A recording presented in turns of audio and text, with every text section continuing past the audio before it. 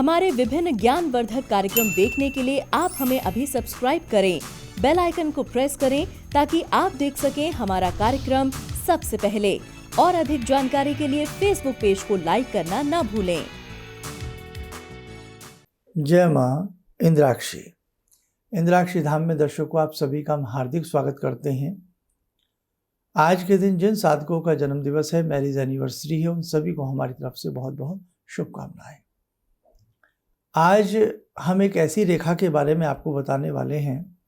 हालांकि ये रेखा करीब करीब सबके हाथ में होती है और आप जानते भी हैं, लेकिन ये रेखा हमें प्रेम में अंधा बना देती है। और ख़ास तौर से जो प्रेम में धोखा खाते हैं, जिन्हें धोखा मिलता है, उनके लिए ये रेखा इस प्रकार का अपने अंदर गुण समेटे रहती है कि वो व्यक्ति प्रेम में उसका हृदय बहुत ज़्यादा भावुक होता है, लेकिन अक्सर ऐसे व्यक्ति को धोखा मिलता है। अगर इस रेखा में ये दोष हों तो कौन से, अभी बताऊंगा। आइए पहले आज का हम पंचांग देखते हैं। 19 अक्टूबर सन 2021 दिन मंगलवार, आश्विन माह शुक्ल पक्ष, संवत 2078, तिथि चतुर्दशी, नक्षत्र उत्तरा भाद्रपद, राहु काल 3 से 4:30, दिशा सूल उत्तर दिशा। अब देखिएगा, हमारी हथेली में एक रेखा होती है जिसे हम हृदय रेखा कहते हैं। आइए आप अपनी स्क्रीन पे देखिए, ये हृदय रेखा है। जहाँ आप एरो का निशान देख रहे हैं, ये हृदय रेखा कहलाती है। आपके लेफ्ट हैंड में भी, आपके राइट हैंड में भी, दोनों में ये रेखा होती है। अब ये रेखा अच्छी कैसी होती है? ये रेखा बिल्कुल आपकी हथेली में गोल हो, ऊपर तक बिल्कुल गोलाई लिए हुए हो, कहीं से भी कोई उसको रेखा भेद ना रही हो, ना ही कोई रेखा उसको काट रही हो, तो ये रेखा अपने आप में स्वच्छ शुद्ध मानी जाती है। यही हृदय रेखा अगर बीच बीच में से इसमें बैलून जैसी आकृति बनी हो, श्रृंखला नुमा आकृति बनी हो, श्रृंखला जैसी चैन होती है ना गले में पहनने वाली, बैलून जैसी आकृति, चैन जैसी आकृति, आयरलैंड जैसी द्वीप जैसी आकृति इस रेखा में बनी हो, अक्सर ऐसे व्यक्ति हृदय के बहुत गहरे होते हैं, हृदय के बहुत नाजुक होते हैं, लेकिन हमने देखा है कि प्रेम में धोखा खा जाते हैं। वो इतने प्रेम में अंधे हो जाते हैं कि मानो वो दूसरे व्यक्ति के ऊपर हद से ज़्यादा विश्वास कर बैठते हैं और वो विश्वास उनके लिए घातक सिद्ध होता है।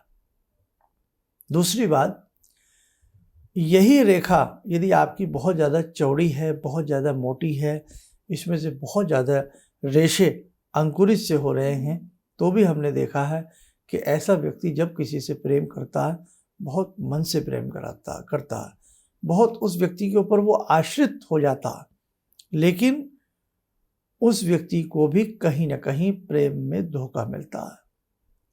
और यही हृदय रेखा अगर कई स्थानों पर विखंडित होती हो, यही हृदय रेखा कई स्थानों पर यदि टूटती हो, तो भी हमने देखा है कि ऐसे व्यक्ति को भी अपनों से कई बार धोखा मिलता है। बहुत ही अपने निजी व्यक्तिगत लोगों से उसको धोखा मिलता है, पर्सनल लोगों से धोखा मिलता है। और इसी धोखे के साथ साथ यही रेखा यदि और भी ज़्यादा कमज़ोर हो, यानी कि कई स्थानों पर टूट करके जुड़ने जैसी स्थिति हो या ऊपर चढ़ी हुई रेखा हो टूटे हुए स्थान से, तो हमने देखा है ऐसे व्यक्ति को पक्षाघात, ऐसे व्यक्तियों को हृदय से संबंधित रोग, क्योंकि इसको कहते हैं हृदय रेखा, तो ये हृदय से संबंधित रोग भी उत्पन्न करती है। और इसी प्रकार की बैलून जैसी आकृति का बनना और वहीं से रेखा का टूटना, ऐसी स्थिति भी हार्ट अटैक की सूचक होती है, हृदय का बड़ा रोग उत्पन्न होने की सूचना देती है। और आपने देखा भी होगा, जब कोई एंगेजमेंट होती है, कुछ होता है, तो रिंग इसमें पहनाई जाती है ना, रिंग फिंगर, इसको रिंग फिंगर भी कहते हैं। रिंग पहनाई जाती है, और यही जो रिंग इसमें इसलिए पहनाई जाती है कि यहाँ के जो पॉइंट्स होते हैं, ये पॉइंट्स जो होते हैं वो सीधे हृदय से आकर के मिलते हैं। और इसके नीचे बहुत लोगों की हृदय रेखा बहुत शुद्ध ना हो तो हृदय टूटता है, कहीं ना कहीं आप प्रेम में धोखा खाएंगे। तो कहने को तो बहुत सारी बातें हैं इस रेखा के बारे में, लेकिन इंसान के हृदय में प्यार भरने वाली ही ये रेखा है। इसे प्रेम प्रदायिनी रेखा भी कहते हैं। अक्सर जो लव मैरिज करते हैं, इस रेखा से उनकी लव मैरिज का आकलन देखा जा सकता है। जिनकी लव मैरिज खंडित होती है वो भी इस रेखा से देखा जा सकता है। और बहुत सारी ऐसी चीज़ें हैं, लेकिन प्रेम में सराबोर कर देती है ये रेखा। अगर किसी व्यक्ति की हथेली में शुद्धतम स्थिति से हो तो वो व्यक्ति हमेशा हर व्यक्ति से प्रेम पाता है, प्यार पाता है। ऐसे योग इस रेखा में होते हैं। तो हाथ की रेखाओं में दर्शकों ये तारीफ होती है, इसमें डेट ऑफ बर्थ, जन्म तारीख, जन्म पत्रिका, किसी चीज़ की आवश्यकता नहीं होती है।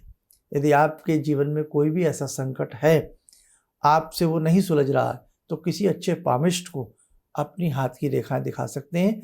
इसमें किसी आपके डेटा की आवश्यकता नहीं है, और जो भी आपको उपाय बताए जाएं उन्हें आप अच्छे से करेंगे, आपको विशेष प्रकार के लाभ की प्राप्ति अवश्य होगी।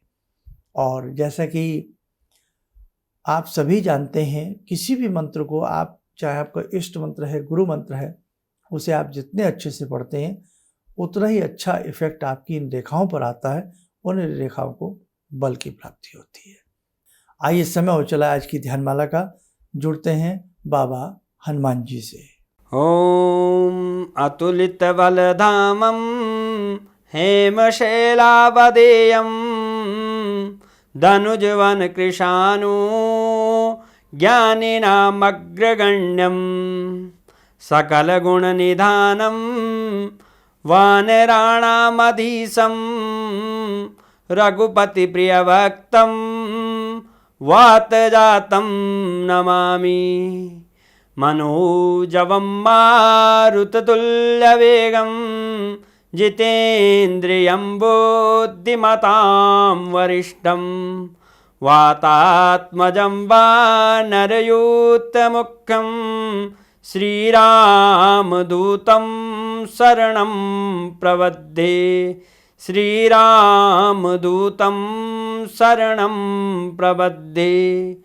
रामाय रामभद्राय रामचन्द्राय वेदसे श्रीरघुनाथनाथाय सीताया पतये नमः। श्री हनुमंताय नमः। कवच बना लें, ध्यान करें, बाबा हनुमान जी का शुभ आशीष हम सबके ऊपर बरस रहा है।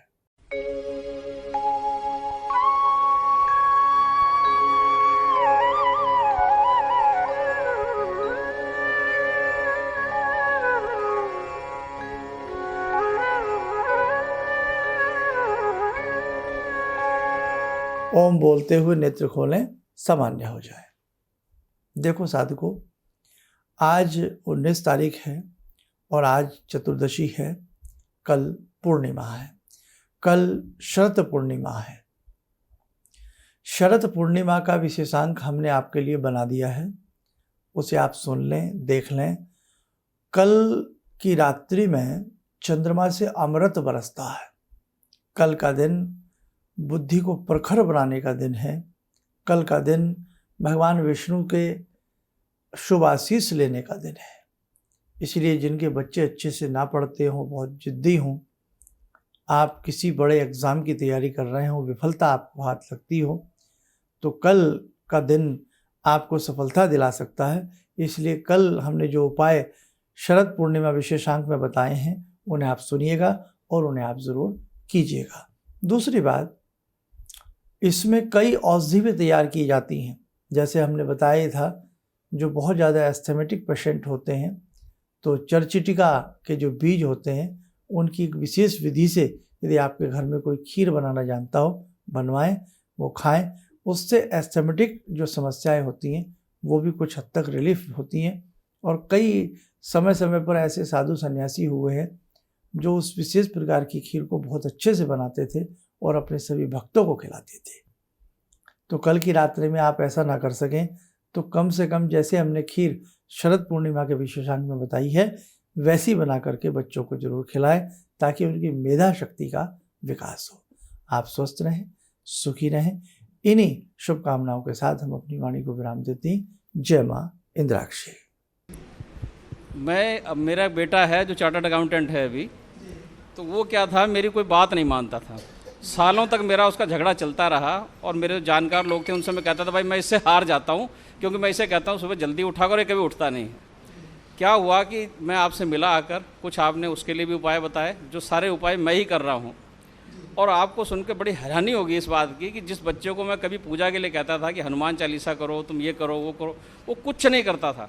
आज मैं बड़ा हैरान हूँ कि सोमवार के दिन वो उठता है, खुद ही जो है वो मेरे घर में बेल का पेड़ भी लगा है, बेल के पत्ते तोड़ता है और उनके 11 सेट बनाता है, कहाँ से उसने लिया मुझे पता नहीं, और भगवान शंकर पर जाकर जल चढ़ाता है, उन पर राम राम लिखता है। और ये सब जो मैं ये समझ पाया हूँ कि जो मैं 2 महीने से आपका ये जो कर रहा हूँ मंत्र का जो है, तो मेरे ख्याल में इससे बड़ी उपलब्धि तो और कोई हो नहीं सकती। धन्यवाद। किसी भी समस्या के समाधान के लिए मिले प्रसिद्ध हस्तरेखा एवं वास्तु विशेषज्ञ प्रोफेसर धर्मेंद्र शर्मा जी से। नोट: शिविर में भाग लेने हेतु एवं व्यक्तिगत रूप से मिलने के लिए कॉल करने का समय सुबह 10 बजे से शाम 6 बजे तक। हमारे विभिन्न ज्ञानवर्धक कार्यक्रम देखने के लिए आप हमें अभी सब्सक्राइब करें, बेल आइकन को प्रेस करें ताकि आप देख सकें हमारा कार्यक्रम सबसे पहले। और अधिक जानकारी के लिए फेसबुक पेज को लाइक करना न भूलें।